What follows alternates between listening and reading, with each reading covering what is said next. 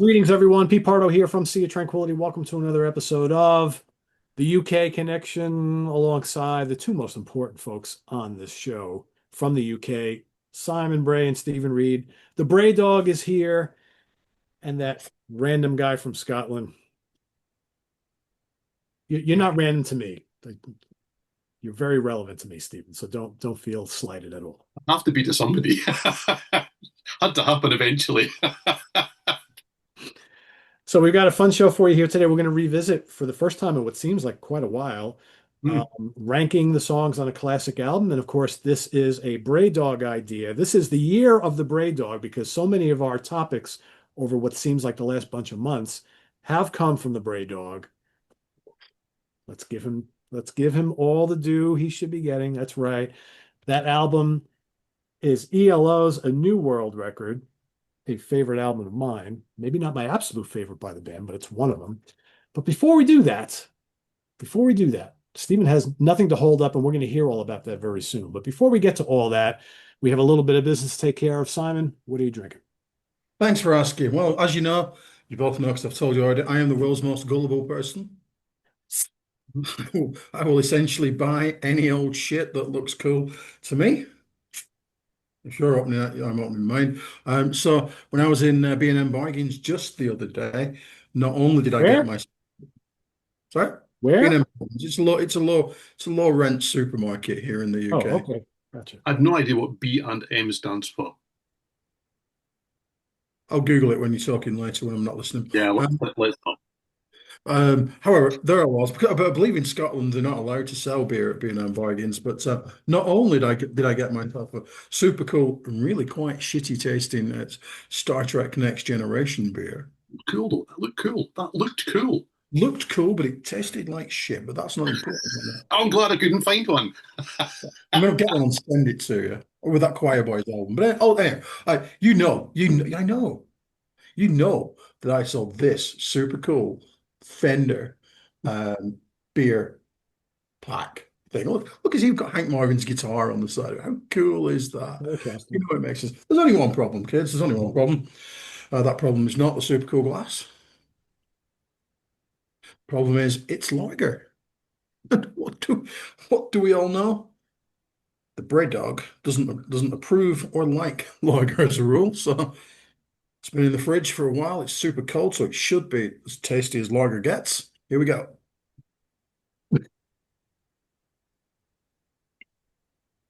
Oh dear. Hmm. Well, given that it's made by the same people, yes, Peter. Where's the rest of it? I just thought I'd have a test. Got the rest of it's here. It's going in there. Oh, gotcha. Like That's a a fine first. wine I've at the never seen table. that before. It's like a fine wine at the table. He had every opportunity to go, no, thank you. It's not, no, no. Given that it's made by the same people that made the Kiss Destroyer lager, I'm guessing it's probably just that's the one.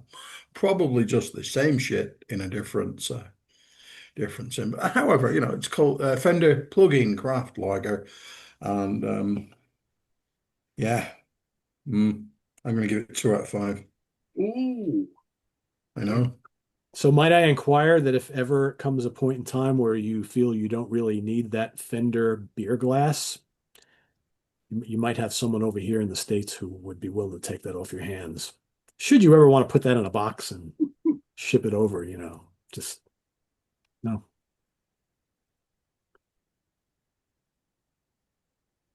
I tell you what, you send me the good CDs, and I will send you a super cool glass. Okay. So Did you not like anything in that last shipment? I did like the Aquila slash Aquila one. I am going to review that at some point, and I did Jackanori. Did that one there. That's quite nice. I tried. Is it Nad Sylvan? That's not Simon friendly, is it? No. Okay. And, which was the one? Which was the one with the guy from Rush in? From where? The guy out of Rush. He's got a new band. He sent anyway. That one was all right, Oh, but okay. Yeah, yeah. Yeah. Alex Maybe Lifeson. have done. yeah, Star period. Star just oh, no. No. How about some of those old power metal-y things? I thought you'd be like into those. The Polish one was, whoa, whoa, get it off. I also noticed that at least one of them was from 2005. So, you're just going through your thing, sending me the shit, aren't you? And I appreciate it. No, we had a whole conversation. I was going through my collection, pulling out stuff that I just want to That find he a didn't home for. like, Simon, that he didn't like the No, not rubbish. necessarily I didn't like. I just that I've just been sitting here on listen to. I just have too much stuff, so I figured Simon might like this. It's kind of power. I found some power metal stuff that I just wasn't listening to. And by that, you mean thrash metal. But that's not important right now. Stephen, what are you drinking, my friend? Let's get back on track. I forgot I was here. There you go. F on me. Yeah. Well, I've come out in sympathy, Bray Dog. Hello. I knew that you would be showing the lager today because you didn't show us the beer or the bottle, but you did show us the biscuit tin earlier in the week. Okay, so I thought, okay, if you're going to have a lager, I'll have a hybrid. I've got a lager IPA. Okay, Caesar Augustus by William Brothers Brewing. I always find that shit a cop out. It's either one or the other. Lager IPA. Like, what does that even mean? Hybrid refreshment. That's what it means, Pete. Come on, get with the program. It says it on the bottle. It Yeah, must be true. this is also William Brothers Brewing. So Oh, this may well be the same shit. Could be. And just before somebody from Scotland goes, "Mm, you can buy beer in B&M, not in Perth. Okay, just saying. Or Dundee. My friend couldn't get one in Dundee. Well, there you go. So there's nowhere in my locale to travel to. So there you go. Looks like this in the glass. It looks like a lager in the glass. It's very yellow, which is kind of how you tell, really.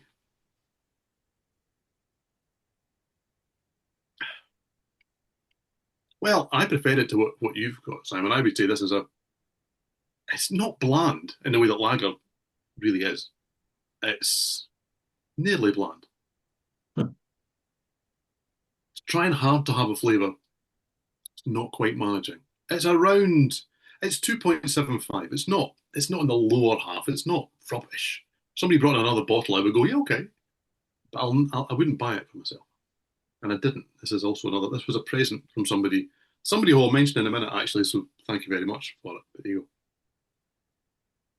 well, I don't have a cool Fender beer. I wish I did.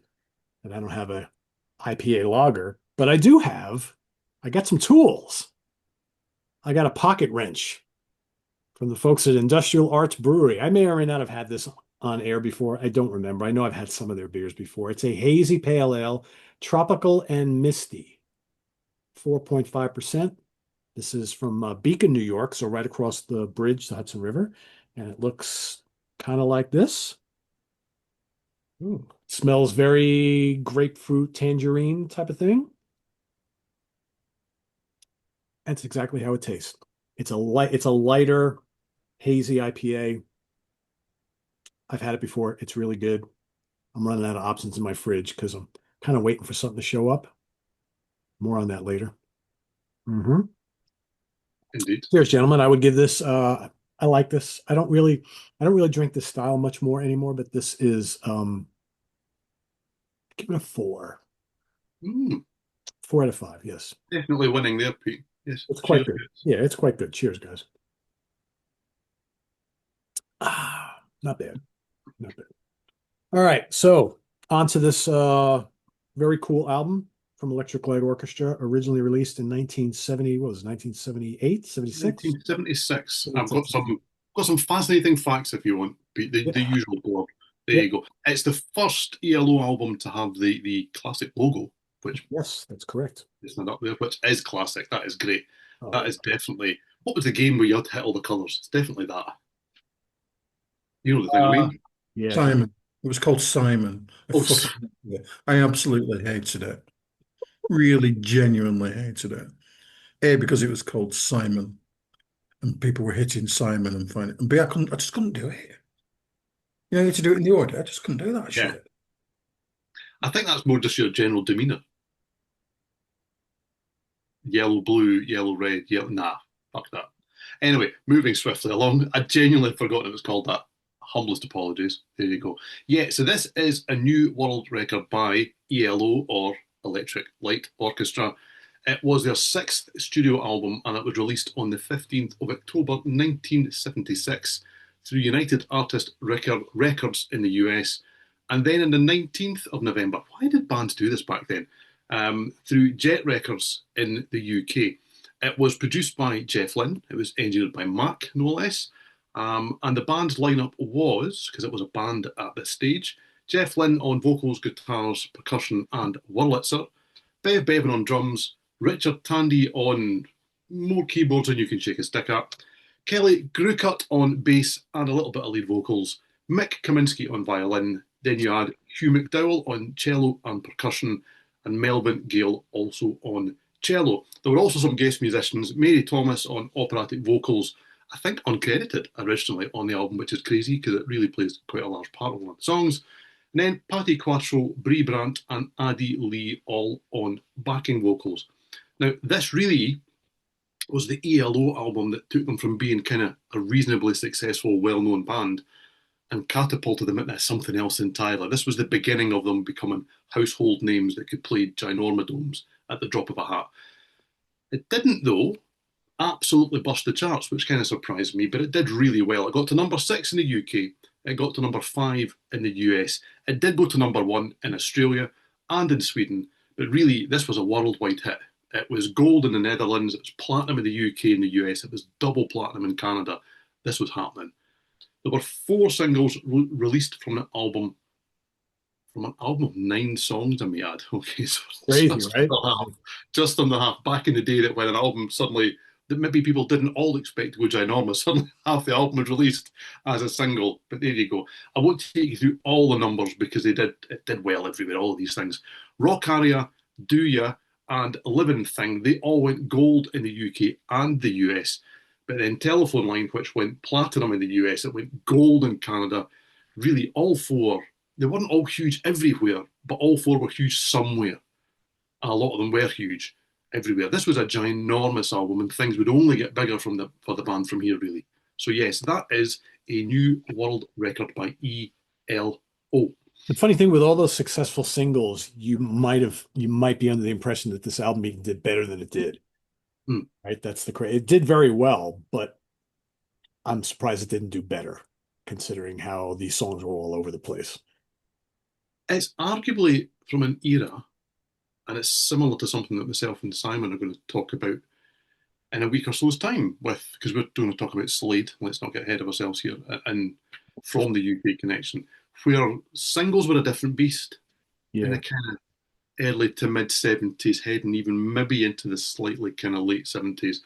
And it only, not always, sometimes there was 2 big singles and the album went boom. But really up to this point, there were bands that could have massive singles and sell a few albums, and bands that had massive albums and didn't even release singles. True. Very much different beasts at this stage. So yeah, I think that all started to change in like the early mid 80s with the addition of MTV, right? The video, because then all of a sudden you could have a pretty successful radio single, a monster played video on MTV, and all of a sudden your album is 5-10 million copies, just like that. Yeah, absolutely. Yeah, that's a good point. Cool. All right. There's 9 tracks. We want to do 3 and 3. Is that what we usually do? Would make sense to me. All right. Simon, how are you? What's the bottom 3 for you? That's what you think I'm going to do. Okay. So, I know. Silly me. I mean, I am going to do it, get around to it quite quickly. So I'm confident there will be people out there saying, why did you not do Out to the Blue? And as we pointed out last time, there's 17 songs on that. Yeah, it's a double album. I mean, yeah. That's that's a lot of songs. Imagine how long we would be here doing that. Also, even just me. No, and because I chose this, it's because this is both my favorites and, in my very humble opinion, their best album. I'm just putting it out there. Just everything about this record is, well, practically everything is great. Production, harmonies, the songs.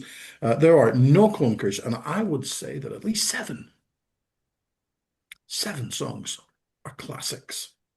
That's what I'm saying. I am saying that right now, which means that there must be 2 at the bottom that aren't quite as good as the others. So that's what it must mean. So that said, the 2 that I've got at 9 and 8 are both really good.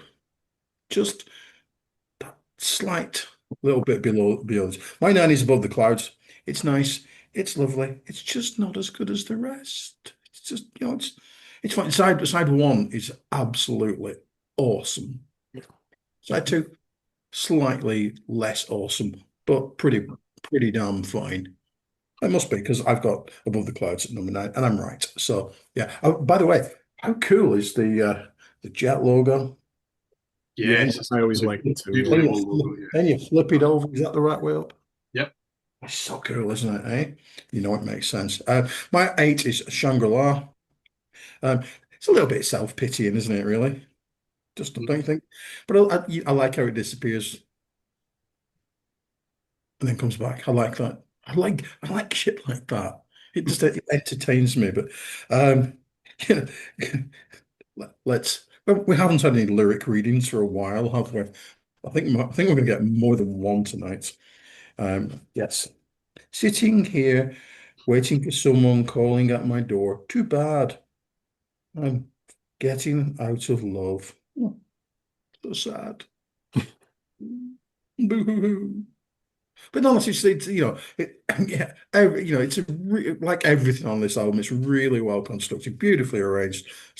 Sounds great. It's just really, really, something's got to be 9 and 8, and something's that's those two. Now, somewhat massively controversial, given that I walked the dogs not too long ago and listened to the album, right?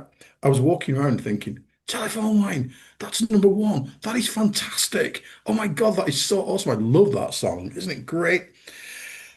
And then I came back to my notes. I've got it at number 7. So either I know, but like I said, there are 7 absolute classics on this album.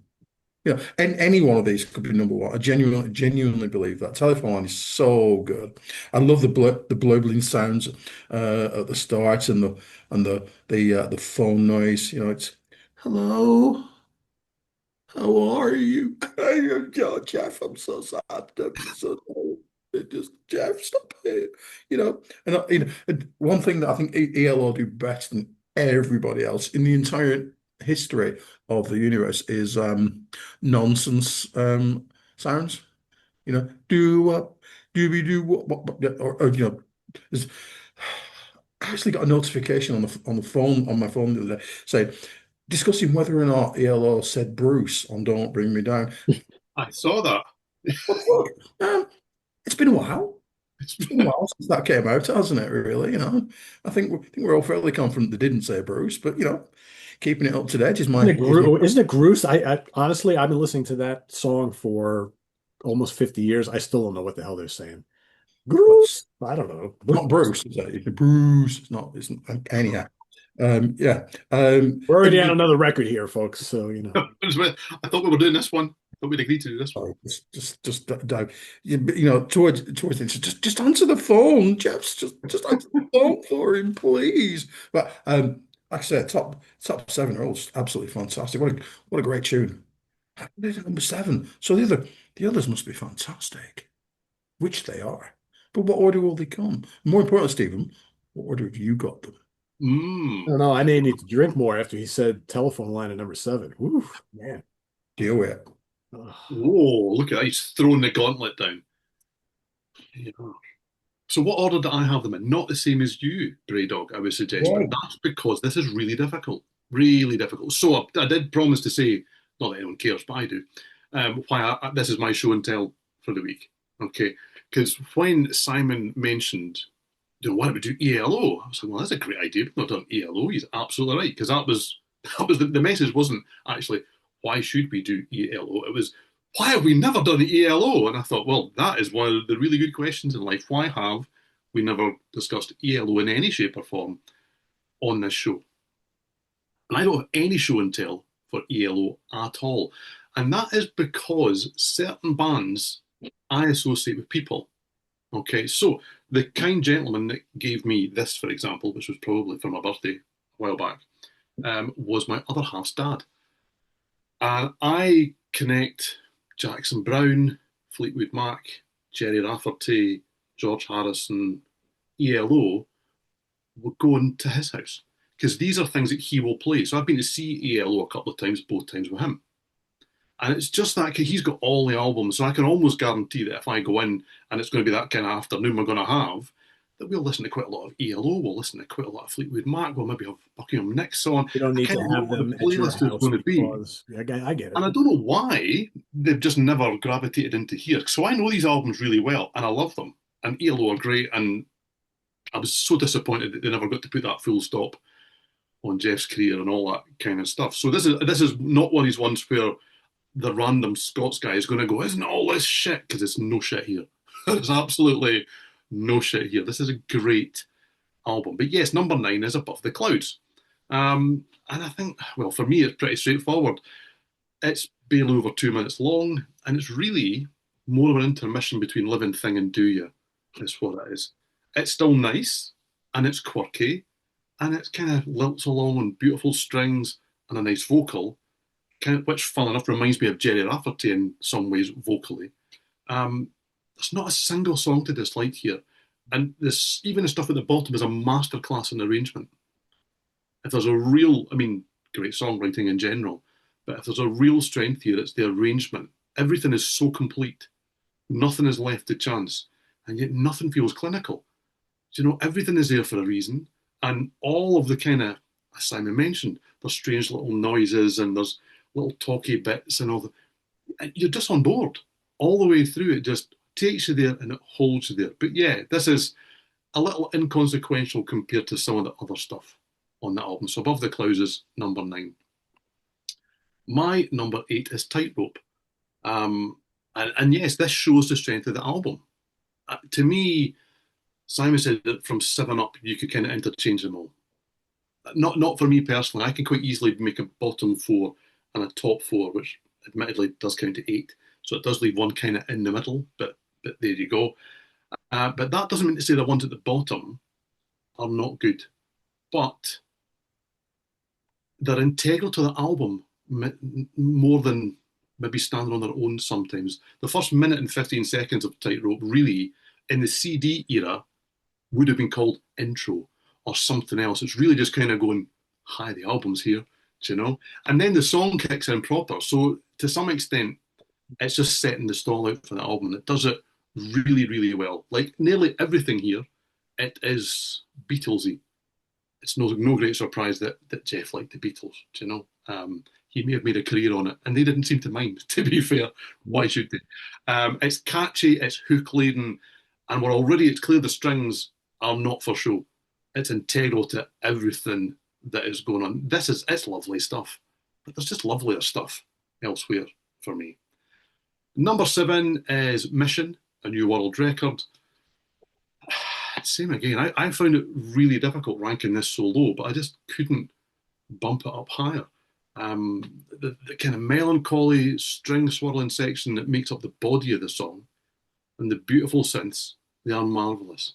And I love them. I love the chiming guitars that make a brief appearance. That is quite brief, but beautiful. But that kind of more funky, kind of rock and roll breakdown that punctuates it all doesn't really do it for me so much. So it kind of levels it out a little bit and brings it down on the album for me. And I can live without that kind of vocal bit that right at the end. It's only one line of the song, but I do listen out for it. I don't really like it. There you go. This is a ranking of small margins. There's really not much between these songs, depending on roughly where you are in the album. So yeah, it's really good. Love it. So yeah, number 7 is Mission.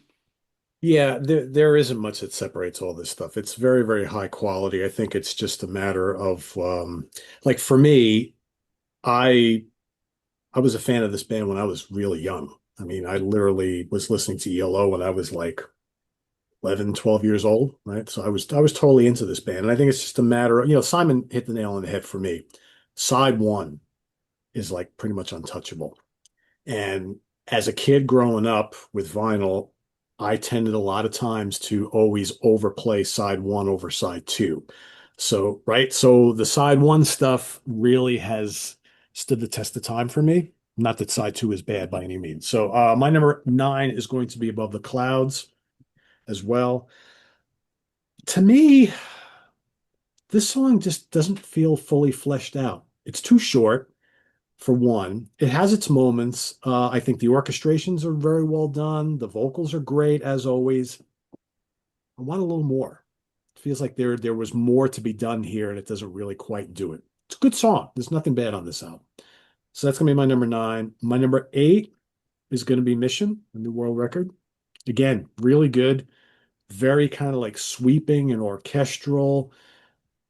I think for me, it just kind of lacks some of the hooks that we get on a lot of other songs on the album. That's real. I mean, we're splitting hairs here because I think like a lot of the qualities that I'm going to talk about in some of the other tracks are on this song, but maybe it's just not, those hooks just aren't quite there. It's a very well done song. I really like it a lot. My number seven, it pains me to put it here, is Rockaria or Rockaria or however you say that. We all know Jeff has always loved his like kind of Chuck Berry style rock and roll tracks. Um, it's good. The slide guitar sounds awesome. The tone of the guitar is great. You got the strings saddling up next to the guitar, and it's good to hear a rocker on here. I'm not crazy about the operatic female vocals on here, to be honest with you. I think that's what kind of ruins it a little bit for me. But it's a really good song nonetheless. It's good to have a rocker. There's pretty much a song like this on almost every ELO album, and I love that. Um, it's just there's so much other really, really great stuff on this record for me. So yeah, Above the Clouds, Mission, and Rockaria, nine, eight, and seven for me. Back to song. Interest. Okay. My six is Tightrope. Very often, very often, bands will come out with the opening song on the album and say, "This is our kick-ass rock and roll. We're going to do this now. We're going to open our concerts with it, and this is going to kick your butts all the way to the moon." That's what I did. ELO don't do that shit. Not on this album. Oh no, no, no, no, no, no, no, no. First of all, the like you said, Stephen, it would be called intro in the here and now, wouldn't they? So anyway, somewhere Don Airy's going, oh yeah, Mr. Crowley, nom nom, yes, absolutely, yes, indeed. But I love I guess it's like what they would call in Yorkshire a Moog synthesizer. I'm guessing just Moog. I'm guessing that's what and the strings are great. It's got the obligatory great chorus. My word, he could write a chorus, couldn't he? Oh yeah. Mm-hmm. He really could. Simon, would you say that Turn to Stone, the opening track of the next album, is kind of like almost like a better version of Tightrope? Like takes that formula and really kicks it up a couple notches. Never thought of that, but yes, good thinking, Batman. Yeah. That's why you get paid the big bucks, my friend. I guess so. I'm good for something here, right? Yes, indeed. Yes. And this is the obviously because it's the first track. Duh. It's the first use of the female backing vocals. Like you said, Stephen, uncredited, weren't they, originally as well? And they're quite attitudinal as well in places. They're kind of like, yeah, I'll come on to that later. Like, yeah, we're here. We're not getting credited, but we're here. Yeah. My five is Mission. I love that. I really like it. Boo to you too. It's the best Barclay James Moody Light Orchestra song of all time. It really is. Um, it's full of sadness and pathos. Given that I think this album is, a bit like quite funsies for me. There's quite a lot of sadness on this, quite a lot of melancholy and stuff, isn't there? It really is. And clearly, this is an inspiration for Iron Savior. There he is sitting above the cloud watching stuff go down. Just paying attention to the earth and the universe and wondering whether or not to interject. I think what this album has got is it's a collection of songs, obviously, but you take one out, like this might not work in and of itself, Yeah. but slotted in there on the end of side one, and it's just perfect. It really is. But it's completely integral to the awesomeness of side one, and it finishes off side one really, really well. And I would like to give a big shout out to Kelly Grucott's bass on that one. I like that. And Good player. when the flashing Nino Woo Woo turns up, woo woo turns up. Yeah, I know it's coming. And when I'm out walking or something, he still shits me up every time. Even when I'm walking through the woods with the dogs, he just woo woo. And sometimes I'm thinking, right, it's coming. And he still gets me every time without fail. My four is Do Ya, which is a move song, isn't it? So I thought to myself, let's go and listen to the move. And this one is so much better, so much more. Yes, That's what I'm looking 100%, 100%. What's the word I'm looking for? Overblown. It's much more overblown. Hey, um, this is obviously a really heavily produced record, isn't it? But you never. Sometimes when records are overproduced, you think to yourself, "Oh, that's overproduced." That right, Mutt? Yeah, we're looking at you, my friend. Um, Sorry, dogs just was. No, I'm not lying. Sometimes you just feel like, that's a little bit overproduced, isn't it? It's a bit hysterical. But yeah, I actually, you were talking about Rock Aria being a rock. I actually wrote this is as close as a rocker to as close to a rocker as the album gets, and it's really, really, really, really good. Do you want? Yes, yes, yes, Jeff. I want it. Give it to me, Jeff. Give it to me. Yeah, all night, Stephen. No, no. No. Just such great tunes. Tunage, as the young people definitely wouldn't say. Oh, no.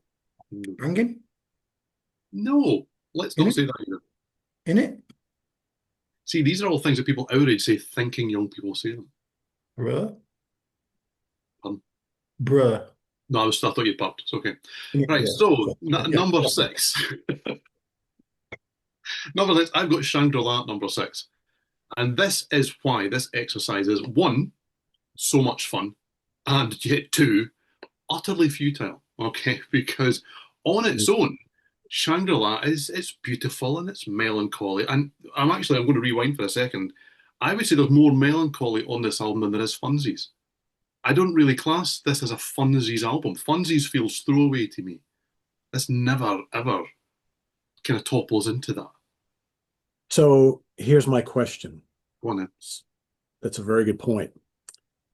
When you listen to a lot of these ELO albums from this time period, I would argue that most of them are melancholy. Yeah, They're yeah, melancholy, dreamy yeah. pop songs with all these orchestral things, but there's not a lot of big, bright, happy stuff. You But know, they never down tune or anything like that. It's always like wrapped up in this like kind of big. I want to say saccharine, but I don't really mean that. Kind of like it's huge. lushness, right? It's like Exactly. Exactly.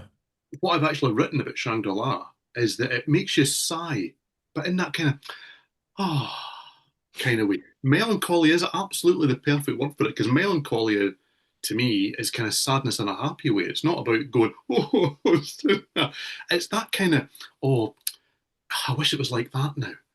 Do you know what I mean? It takes you somewhere nice and it takes you somewhere happy, even though in itself it's quite sad.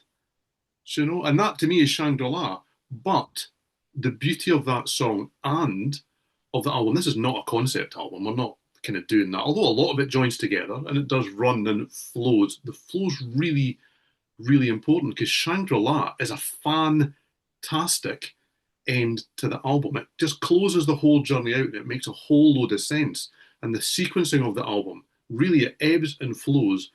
And I would suggest that the album is maybe four or five set pieces. This is what we're going to give you.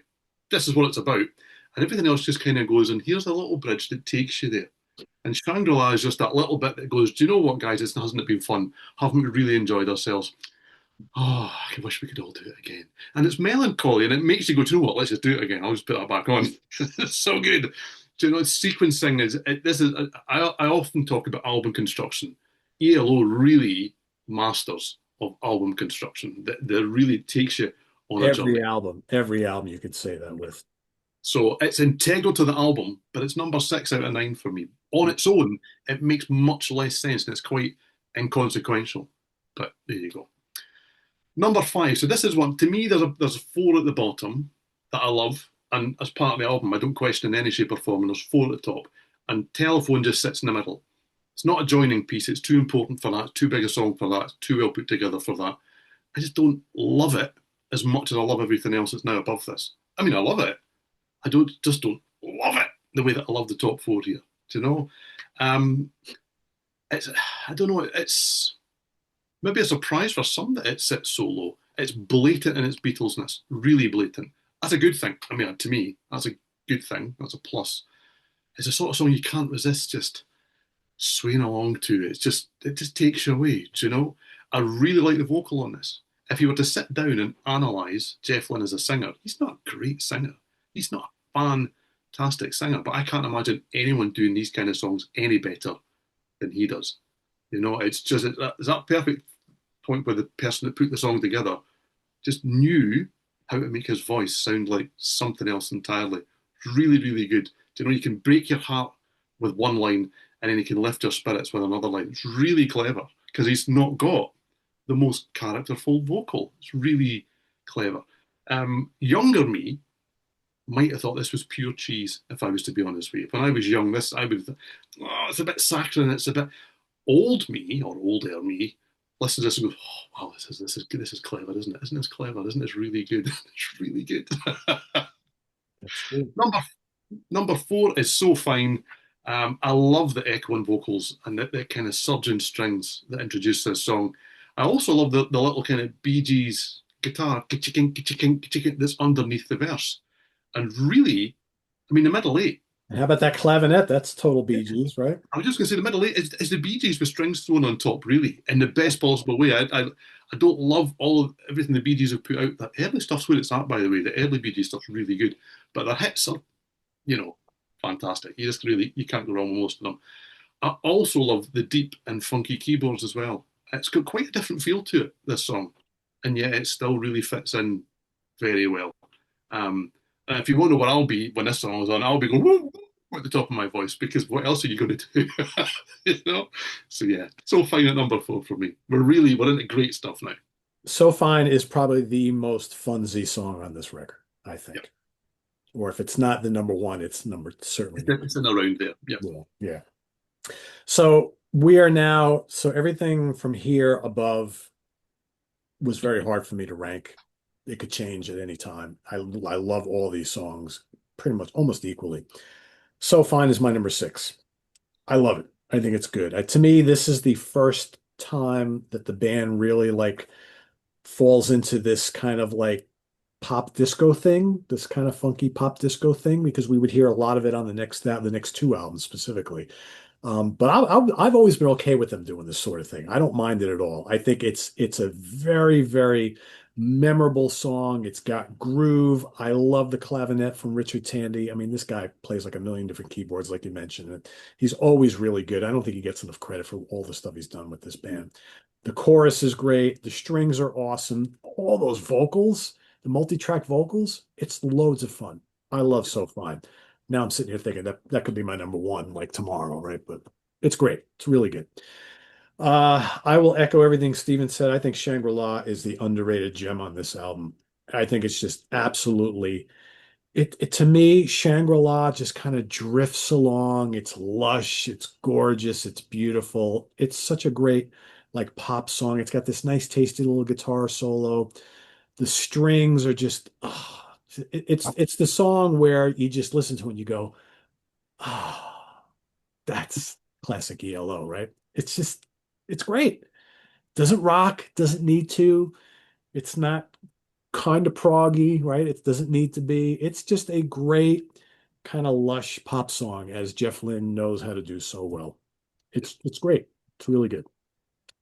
Yes, There is nothing, I repeat, nothing in this whole wide world quite as amusing as venturing onto a prog website and asking them to discuss ELO. I know, right?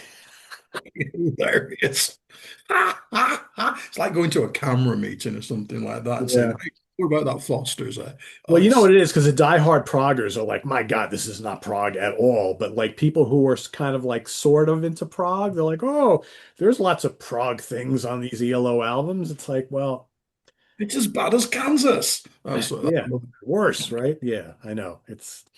They are definitely, I think, along with like Supertramp and a couple other bands, they're one of those bands that like everybody wants to put into the prog rock category. They make every excuse like, oh, did you hear that little Moog solo? That's prog. Okay, well, 98.9% of the rest of the album ain't prog, right? But there's always that argument for this band. But I guess you know what? The first two albums, Mm. you can make that argument, right? There's things here and there. On the whole, they're not a prog band. They never were, but there are little elements. But yeah, you are absolutely correct, Simon. This is the poster child for that. Like, is it prog or not prog argument, right? Absolutely. Yeah, I've been involved in a lot of those conversations over the years, I can say. My number four is Tightrope. I love Tightrope. I love that soaring chorus. I love all the ridiculous sound effects and noises and things like that. Another big hit for the band. Jeff's vocals are great. Again, this is one of the more funsy songs on the album, right? This is big and down the tightrope. It's cool. It's fun. I like it. It's a great way to kind of get you into the album. I dig it. There's better songs on here, but I think it's a great, absolutely great song, and it was a minor hit here in the States, which is kind of cool. So yeah, that's my number four. So Fine, Shangri-La, and Tightrope. Great stuff. Super. Okay. Right. So my number three is So Fine. What a great Cats in Space song that really is. Um, Oh, they wish. I mean, I love Cats in Space, but they wish. I feel like they achieved that level occasionally. Yes, Um, I would agree. I would also strongly suggest that Stephen likes this song because the opening guitar that actually it's the Doobie Brothers and Stephen's such a fan. That is, you're right. That's why I like the disco doobies. That's right. Let's go Doobies. Okay, okay. And Stephen, as always, you are so correct. I want it so fine. Woo, woo, no matter where you are. You know, it's just got to be done. The scream, the strings kind of scream, but not too loudly but nice and tastily. The 1970s, they really do. And then 2 minutes in, there's like this kind of like weird kind of like mental kind of breakdown kind of thing going on there. You think, oh, is this prog? I don't know. I might suggest it. No, I won't. But what a great tune. Very, very, very, very good tune. Just like complete earworm. My two is Living Thing. Could have been one. Could have been three. Could have been one.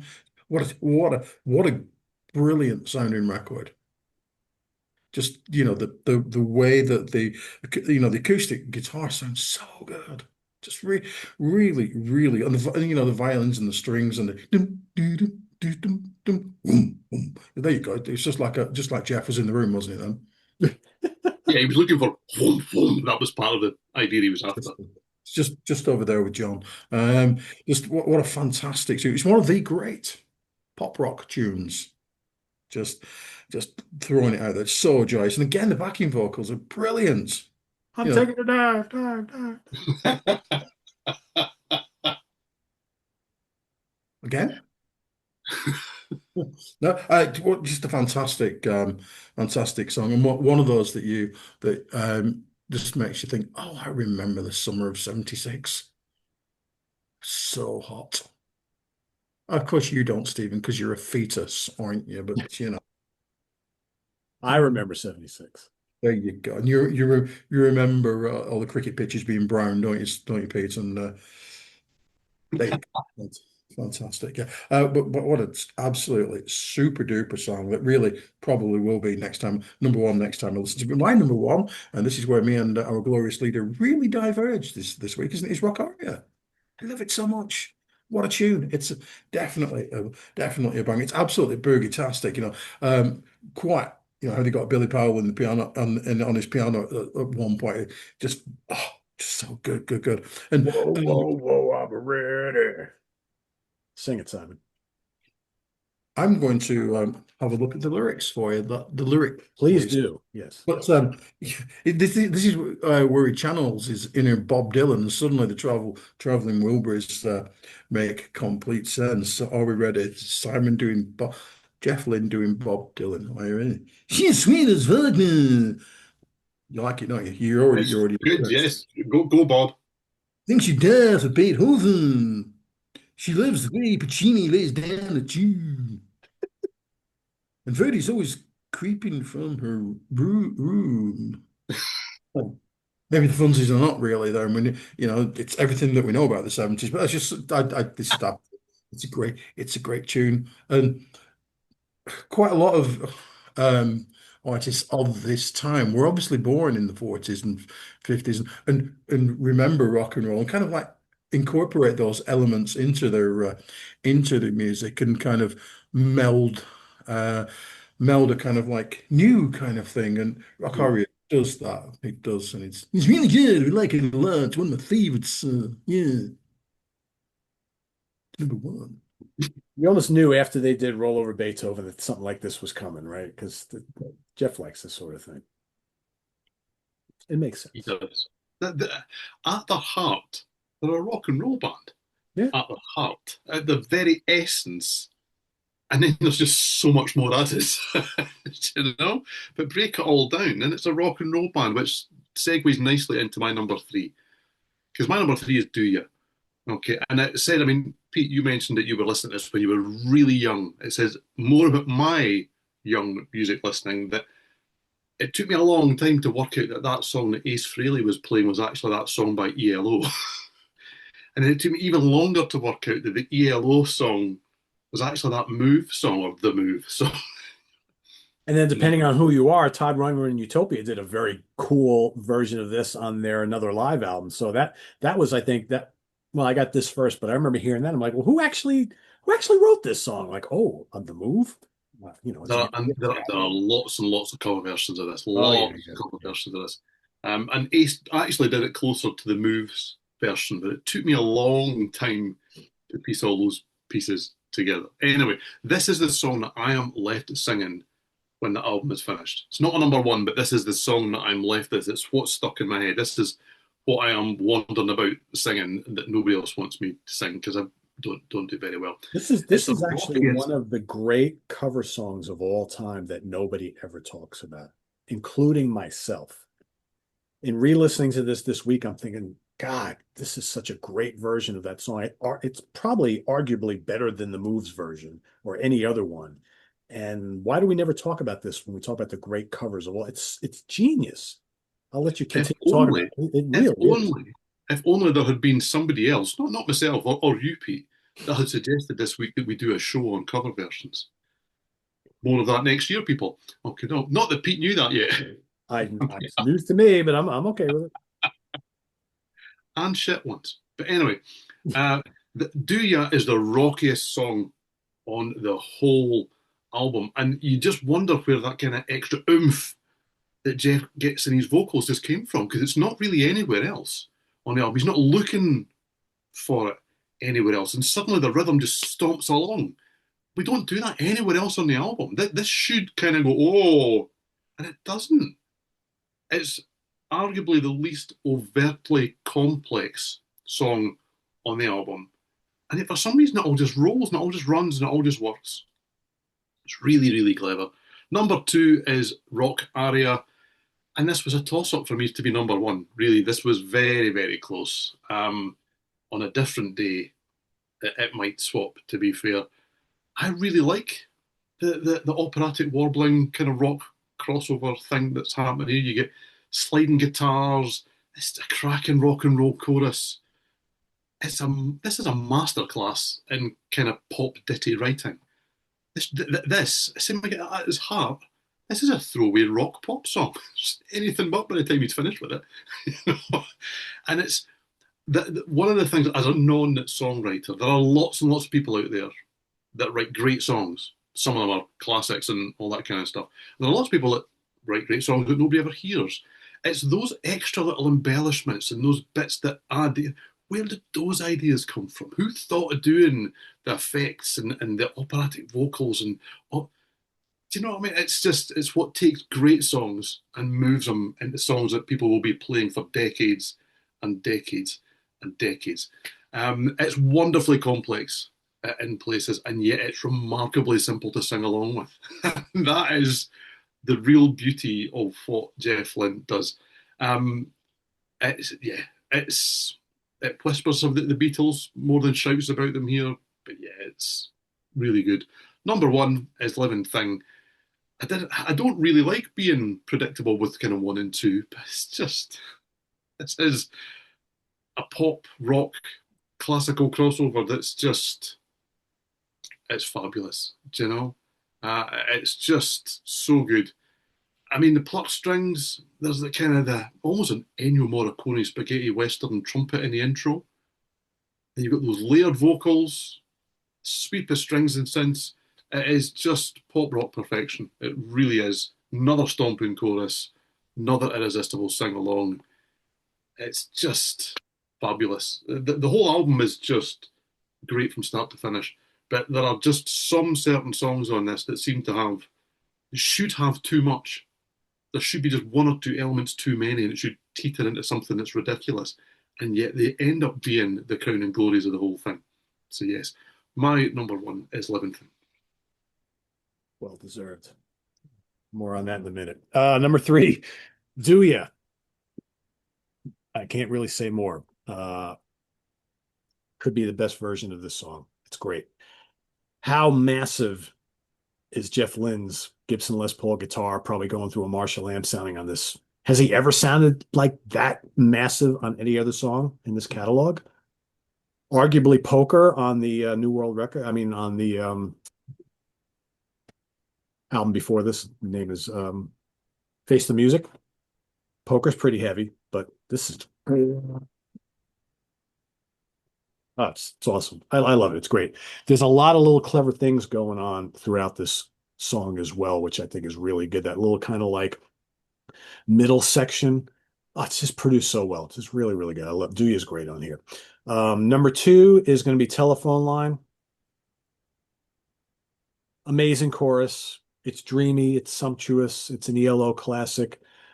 I mean, I listen to it and then I'm like humming and singing it for hours. Oh, telephone. This is like one of those bands when they're really on, when they have one of those it songs, it takes you to another place. And that's what I always love about this band. I mean, even like back when I was going through a period where I started to get into heavier music, I still love this band. They still delivered for me things that I really liked and had nothing to do with blazing guitar solos and big power chords and screaming vocals or any of that kind of stuff. There was something about this band that always really spoke to me. And a song like Telephone Line is a perfect example. But there can only be a number one here. And that number one is Living Thing. That chorus is to die for. The violin is amazing.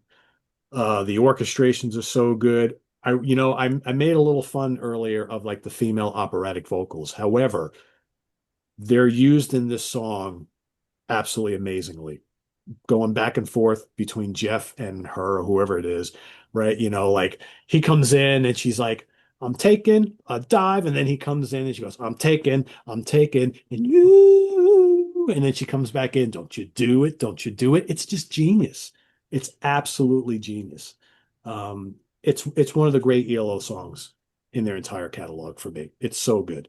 And I know this song did pretty well here.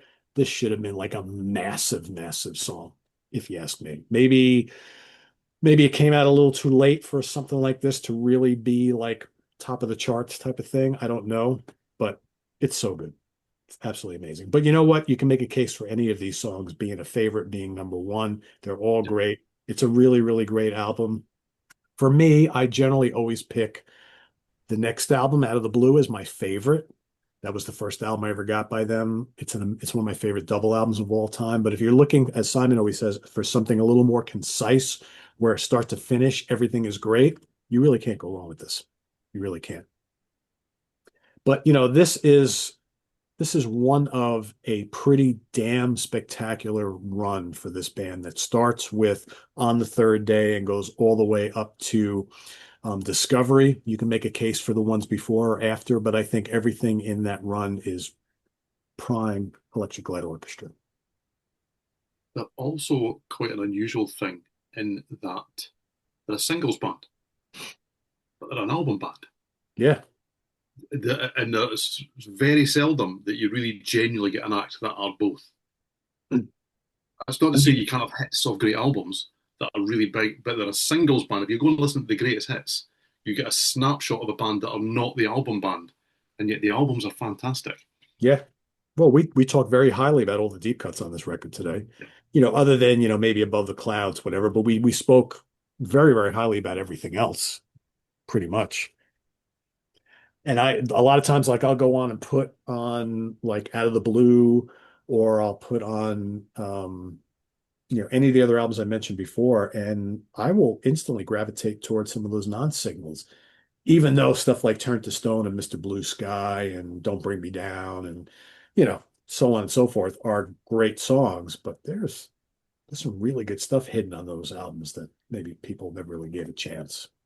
So yeah, this was fun. This was really enjoyable revisiting this one again because I haven't listened to this album in a few years, probably. So Simon, thank you. The Bray Dog knows. Woof. That's right. That's right. And Tilly Woofs, yes. Yes. So you hinted at something for the future, and we also should talk about next episode too while we're at it. So Stephen, why don't you? Yes, well, in 2 weeks' time, we're going off at a complete tangent, as we often do. The topic, and I'm just going to read out the topic name because hopefully it describes what it is. The topic name is They're Shit, but they have at least one good tune. And that's what we're going to do, is there are lots of bands out there that really, they suck pretty bad. Doesn't matter what genre, I presume we're going wherever we want to go here, but there is just one nugget in there that, whether you want to admit it or not, and we're going to have to, you just love to death. So yes, they're shit, but they have at least one good tune. That's what we're doing in 2 weeks' time.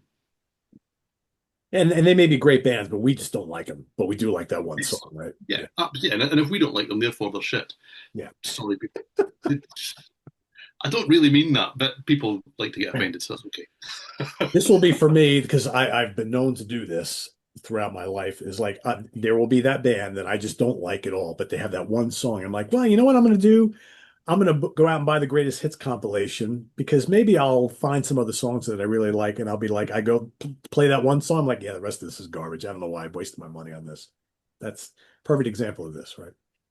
You've just given me another thought for it too. Perfect. Thanks, Pete. Very welcome. See that? I didn't intend it, but I'm happy to oblige. So, all right. Well, for everybody watching, take this album, deconstruct it, and rank the songs as you like them down in the comments below. That's how we work these. And this is fun doing this. Like I said, we haven't done one of these. Do you know how many months it's been since we've done one of these? It's been a while. It's a while. I think the reason it's been a while is because the last one was Billy Joel, and it didn't go well. Oh, well, this one will do a little better. I enjoyed that one, but yeah, I loved it. It was my favorite. Exactly. Simon, we should one of these days pick another band that we know Steven does not like and give him this assignment once again, because that's always a lot of fun. As long as people stop asking me to do Led Zeppelin, that's fine. Oh, whoa! So I have to take the hit, but you get off scot-free. I did Aerosmith. It's been a while since we did Led Zeppelin. Yeah, to be fair, on your suggestion, we did the least favorite and favorite of Van Halen. There you go. We actually have a very robust, I'll use that term because it is robust schedule for this show that's taking us into how far, Stephen? We're right the way to the end of the year with everything mapped out, and we've already thrown ideas about for next year. Yeah. So unlike some of the other shows on the channel, we do our programming schedule in weeks and months in advance. Some of the other shows on this channel are like literally week in and week out on the fly, but not this one. Thank you, Stephen. I owe it all to you. And other than the ranking the album shows, that's pretty plain. Oh, can I just say that after George introducing the Living Colour ranking with what did he call it? The creative force behind the UK connection. I mean, I could hear Simon explode even before the episode had aired. I could hear it just happened, So yeah, let's not go too far down that path. Simon throws the odd idea into. Well, here's where I'm going to give Simon his plug, because thanks to Simon, we have introduced all sorts of other new topic ideas for this show that go well and above and beyond like the 3 that we did for like a couple of years straight. So now we have all these other directions we've been going in, and that has forced us in a good way to push out a lot of things we had on the schedule because the ideas are so good, we have to get them in ASAP. So that's fresh ideas is always great. So Simon, thank you for that. That's been a breath of fresh air here on the UK connection.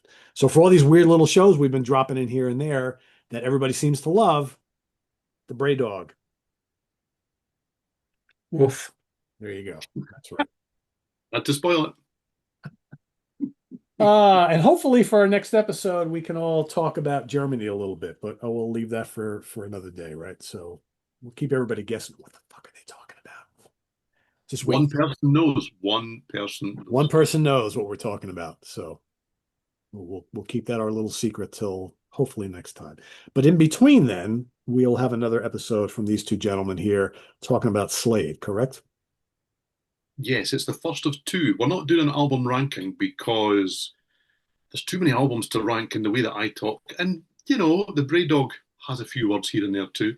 It would probably take a week and a half. So we're going to split the Slade catalogue almost in half. There's an odd number of albums, so it doesn't quite work that way. And we're really just going to do a catalogue overview. That is even more than Cliff Richard. That's a band that we have been requested often to do. Oh, yeah. Really, probably since we did Status Quo many years ago. Yep. So yeah, we're going to look at the first half of the Slade catalogue and just kind of discuss what we like, what we don't, what's good, what's bad, all that kind of thing. So that's what's coming up next. So stay tuned for part one of that 1 week from today, folks. So next Saturday, you will have not only Simon and Steven talking Slade part one, you'll have Jamie Lazo and the review crew in the evening as well. So double shot next week, and then we'll be back 2 weeks from today, the three of us.